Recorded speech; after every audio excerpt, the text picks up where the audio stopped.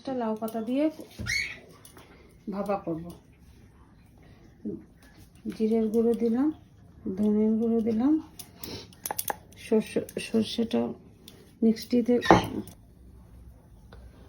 লাউ পাতা দিয়ে কই মাছটা করছি। মাছটা মিশিয়ে নিয়েছি।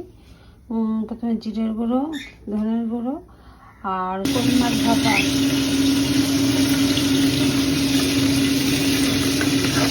লাউ পাতা দিয়ে এবার উল্টিয়ে দিলাম।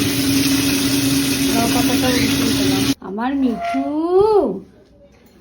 মিঠু এখন ভাত খাবে, সুন্দর করে ভাত খাবে।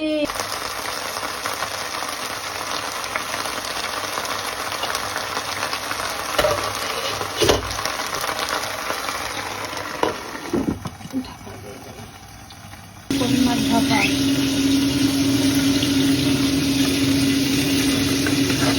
লাউ পাতা দিয়ে এবার উল্টিয়ে দিলাম। লাউ পাতাটা উল্টিয়ে দিলাম।